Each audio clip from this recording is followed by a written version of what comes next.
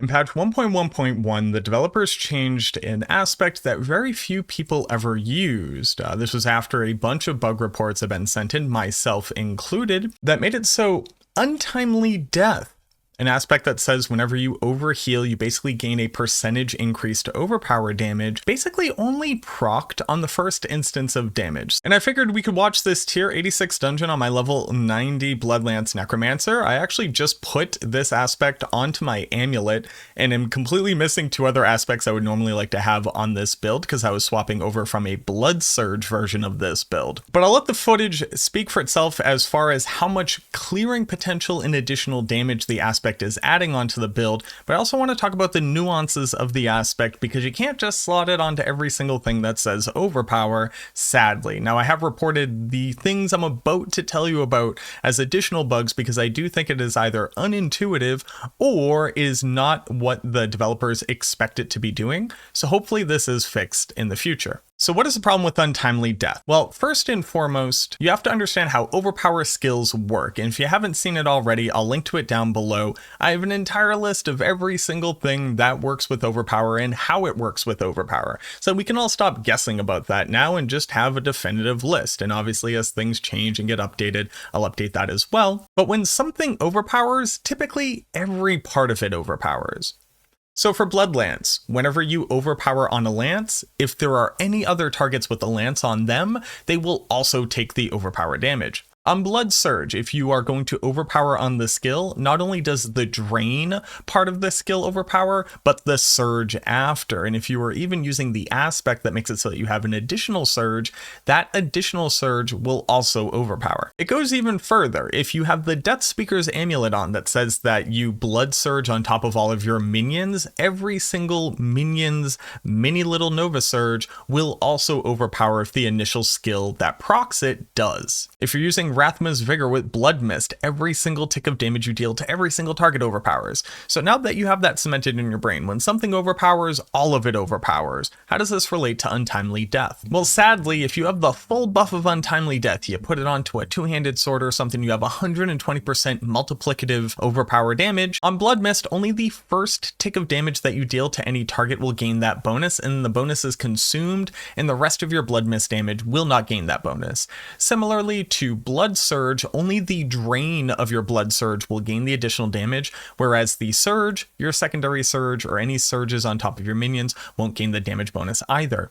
And up until patch 1.1.1, whenever you used Untimely Death with Blood Lance, only the first target being hit would gain that overpower damage bonus, whereas every other lance target would not gain that bonus. But in patch 1.1.1, they at least fixed it for Blood Lance, meaning that if I had 10 monsters lanced and then I overpower with the damage bonus on it, all 10 monsters will take that increased Blood Lance damage. Now, when we're talking about overpower, if you haven't looked at the datasheet already, there aren't a ton of huge multipliers for this build. Most of the things in the game just don't work with it at all.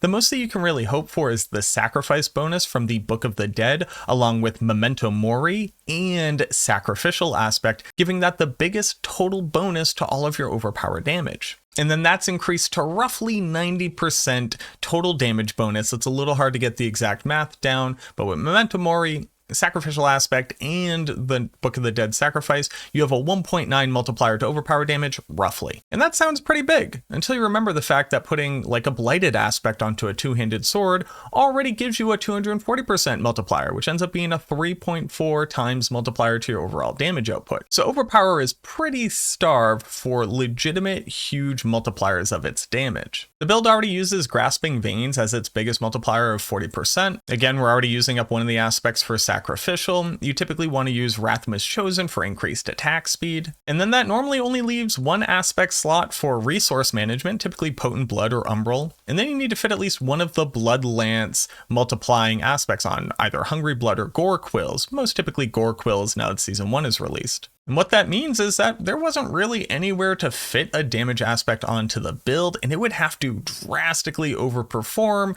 for it to really matter. Oh, that's where Untimely Death comes in. If you've been watching the video footage pretty diligently, you'll notice that realistically, you can't afford to put this thing onto an amulet because you have to overheal a certain amount before the next overpower. And while blood orbs are a great way of healing mid-combat, hemorrhage also will heal us mid-combat, even using things like blood mist, although sadly that's currently bugged and actually doesn't increase your overheal percentage on the aspect whenever you use it against a lot of different monsters. That's a whole other video. But I don't think that Untimely Death realistically goes onto the amulet slot. It just doesn't actually get all the way up to its maximum bonus to be able to be of use. Watching this video pretty closely, we only really max out around the 60% damage increase, which is 120 on the actual buff. You have to get 2 percentages of maximum life healed to get 1% of increased damage. So where does that leave us with the Blood Lance build? Well, one, Untimely Death absolutely needs to go onto the build somewhere.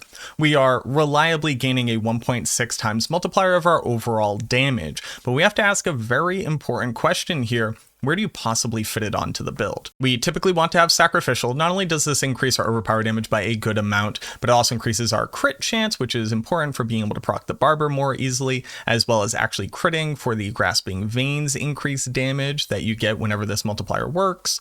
And then on top of that gives us more additional maximum life, which means more Fortify. So obviously that's really important as well, because that increases our base damage. We obviously need Gore Quills, or again, something like Hungry Blood. I think that Gore Quills is just strictly better, but you definitely need this somewhere on the build. And just remember, the damage on this actually doesn't apply to overpower, so you can just keep using the Codex of Power version of it. You probably need some type of essence generation here, whether it's Umbral or probably Potent Blood if you're on a Blood Lance build. Now that they've fixed Corpse Tendrils, it's a super powerful option for being able to maintain uptime of Blood Lance.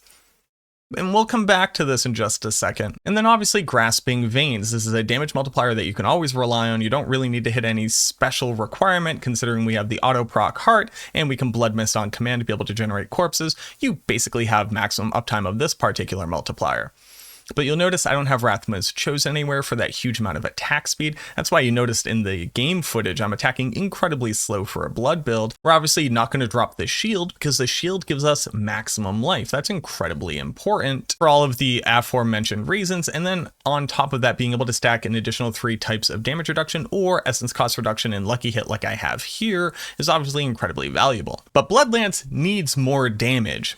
And in fact, if you had another 1.6 multiplier, that's close to near doubling your damage when everything else is taken into account, as long as you're properly healing, which means that like when you're fighting against a pack of monsters, you're constantly corpse tendriling, which is going to bring everybody in and generate blood orbs for you, or against a single target like a boss, you can actually just choose to drink potions proactively to get that heal bonus before the overpower procs. And this is when I started wondering, how important is an essence generator on a blood build? Most notably, a blood build that just gained a new multiplier, which means that you probably need to cast a lot fewer blood lances to be able to pop a group of monsters. And if you're watching during the footage, the packs of monsters die pretty quickly, and they're 50 levels higher than me at this point. So they're taking a huge amount of reduced damage from us. I think we're actually moving into a place where Blood Lance doesn't use a resource generator anymore.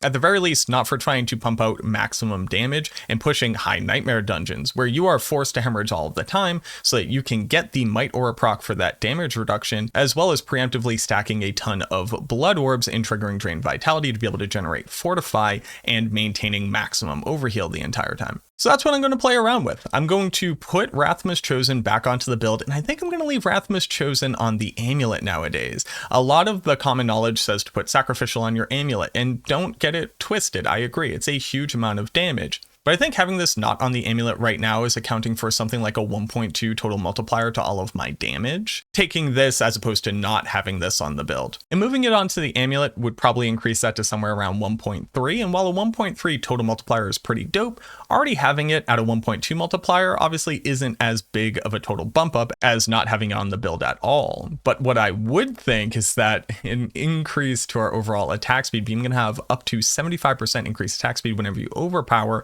just makes essence generation that much faster, makes blood orb generation that much faster, makes fortified generation that much faster, etc. I'm really feeling the increased attack speed on builds, especially since we kind of need to be able to dump into a huge group of monsters in high nightmare dungeons quickly so that they die faster so that we can actually move on to the next pack with resources in hand. That means the Untimely Death will come down to the ring slot. Again, putting onto the amulet means that you can get up to a 1.9 total multiplier. I just don't see in real game scenarios actually overhealing for that much before the next overpower procs, and it's not like you gain something by having a higher total potential if you never reach it. But I could tell you that the clear speed of this by just tossing this onto my amulet with imperfect aspects on the rest of my gear felt amazing. Even in just the scenarios where I hemorrhaged or blood misted and ate up the charge, just getting that first big proc of damage is still nice.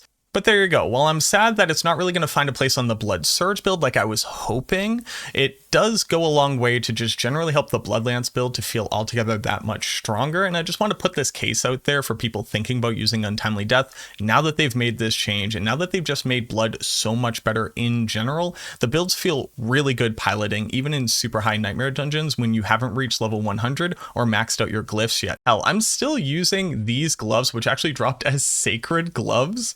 Item power 668 here. I literally just haven't found a replacement for them yet. Just to give you an idea of how many stats I'm missing on the build right now, I'm somewhere around like a 6 out of 10 of like total gear progression. There you go. I hope that helps. Thank you so much for watching this video. I hope including a ton of the gameplay in the beginning just kind of helped to contextualize what I was talking about a bit more. Typically, it's always my face up on here, and I just wanted to give you a bit more perspective. Let me know if you like that down in the comments. I've just been in general trying to incorporate a lot more gameplay, just kind of either having it there while I'm talking about the build in general so you can see it in real time, or something more like this where I'm doing the voiceover. So I'd really like to hear your opinions. Again, if you haven't subscribed to the channel already, consider doing so. It would mean the world to me. I think only like 30% of people who watch my stuff are actually subscribed to the channel, which if all of them just click that button would go a long way to help the YouTube algorithm know that anybody in general likes to watch this content. That's enough guilt tripping you for now. Thank you so much for watching the video. Again, I really hope that it helped, and I look forward to seeing you in the next video.